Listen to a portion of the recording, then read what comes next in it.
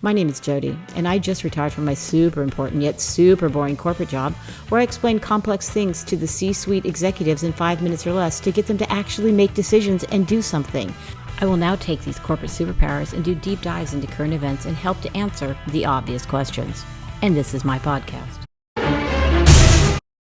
Greetings, fellow truth seekers. It seems that after a 2-week respite, we are back on the Harry and Meghan train. These wacky two are up to their old tricks, and they're not so sleight of hand. So today the obvious question is, why do they keep doing this, and for what purpose do this deranged cycle keep going? On and on and on. Anyway, it all started when Harry made a supposedly secret trip to attend his uncle's funeral. It was actually stayed quiet until he was on his way home. Shout out to Royal News Network in Brittany. They did get the scoop. I wanted to believe that the reason it stayed secret is that he wanted to show respect, and this story was about supporting his aunt and not about him. Well, that should have taught me. The first story came out from the Sun, and it actually was from someone in the village that spotted him, and then the vicar was interviewed and said both Harry and William were there supporting the family, but they didn't speak. So for those of you that do not know the backstory, here it is. I mean, not everybody is as up to date on the British royal family as I am, so I'm just going to give you a little bit of information. So their uncle is Lord Robert Fellows. He was married to their mother's oldest sister, Lady Jane Fellows. And Robert Fellows was also a private secretary to the late Queen. That's kind of like the COO of her business. Like, it's not like a secretary like admin or anything like that. It's actually, they handle, their schedule. They make sure they're in the right places. Anyway, it's more like a COO position. But anyway, so there's a little bit of drama here because he was the late Queen's private secretary when Fergie was around sucking toes. And what's really interesting is her father is a first cousin to Lord Fellows, but she didn't go to the wedding because they pretty much hated each other. But anyway, so he was also the private secretary during the time which we called the War of the Whales, when it was just going full steam. So Lord Fellows was also the person that Diana lied to when she said she had nothing to do with Andrew Morton's book, Diana, Her True Story. And he believed her and told the press adamantly that she had nothing to do with it. And then the next day, Diana went and hung out with one of the prime sources. So then everybody knew that, oh, yeah, she was actually part of it. So they had a little bit of a problem after that. I guess it's really lucky they don't have Thanksgiving in the UK, because there would have been some seriously awkward conversations. Oh, what a tangled web we weave. So anyway, this aunt was particularly close with Charles the King, not the Spencer brother, and has kept a cordial and very loving relationship with both nephews, which is a great thing. Okay, but then the story started coming out of Montecito. People Magazine and Harper's Bazaar. How bizarre. Their two favorite mouthpieces had all the stories. That's kind of interesting. Anyway, they cannot let the evil British tabloids get the narrative like the Sun. So here we go, kids. The story tsunami starts in 3, 2, 1. Oh, before I forget, speaking of Charles the Other, in an exclusive leak, whatever that means, it seems our security conscious prince stayed with his Earl at the Earl's house, Althorpe. Isn't that interesting? They do actually have a lot in common. They're both authors. Well, Charles Spencer is actually a real author, and I want to tell you his book, The White Ship, which basically explains what happened right at the start of after William the Conqueror. It's actually a really good book about what happens when the ship has a problem and everybody dies, and then the British royal family doesn't have an heir. Anyway, I digress. But I also think maybe Harry could use him for his next books instead of, his other ghostwriter. But the interesting thing that's really interesting is that Charles Spencer has some of the same problems with his family as Harry does. Like, he didn't go to any of his daughter's weddings. So they could probably commiserate on estrangements and how unfair it is when you treat people bad and they don't come running back. How strange. So we also heard that the funeral was a month out after the death of Robert Fellows because of Harry, because Harry needs 30 days per home office for security.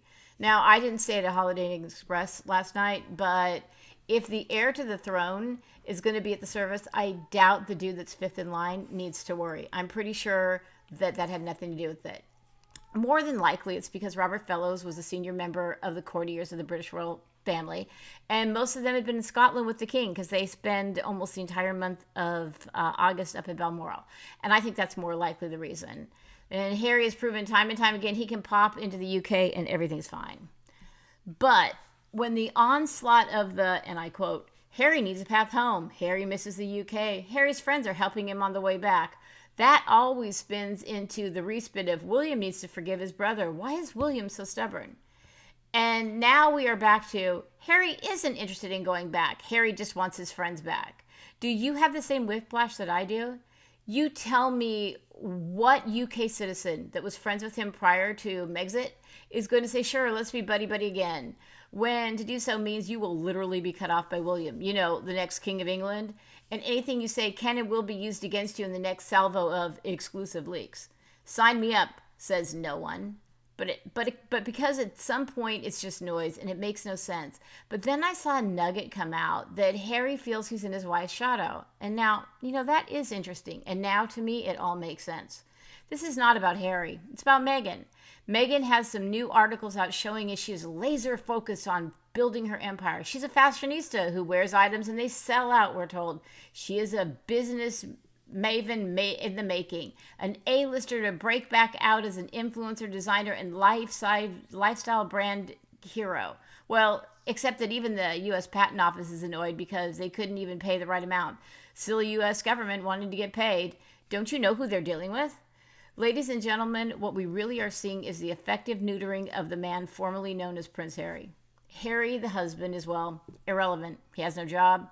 The last cycle of articles ensure that Palace wants nothing to do with him and the leaky ship that we call the USS Sussex. Prince William won't even say his name. His father won't take his calls. And every cycle like this pushes him further and further into obscurity. He has no real skills, no talents, and no future other than as an ornament to his wife. Are the rumors they were going to divorce true? I don't know. But he is a man without a country, a prince without a kingdom, and a mockery to all. Oh, how the mighty have fallen. The thing is, when you see that it comes from people in Harper's Bazaar, you know it comes from them. Well, I'm sure it's not them directly, but their employees or their friends or somebody. And then I remember an article I read that Meghan's popularity in the U.S. is about 30% favorable. And in the U.K., well, Prince Andrew was on the list, and if he wasn't there, she would be on the bottom. She needs to get her popularity up. And so if this means Harry has to fall, so be it. They are running out of rope. Netflix is probably about to dump them. They lost Spotify. Lemonada seems to have a sour taste as they made a deal and then they put it on hold. Lo siente, debes esperar, Lemonada. Did you like my Espanol? Anyway, Meghan has to figure out how to look better, and I think this is what we're seeing. Her positive perception is still low, but it can go higher if she knocks down Prince Harry. And you know, you think about it, they're only higher than Prince Andrew, as I said above. You know, the man whose entire alibi against having sexual relations with an underage chick from a man who cannot be named on anything, like I said, the alibi is he took his daughter to a Pizza Express and that he can't sweat. I kid you not. So the answer to the obvious question is, just like Custer, this is Meghan's last stand. And if you recall American history, there was only one survivor on the Army side in the Battle of Little Bighorn. So the real question is, who will be Comanche? Yes, that was the name of the horse that actually survived. And who's going to be left standing at the end and who will not? I'll leave that answer to you and also to the future. But I know who I'm betting on, and that's the truth.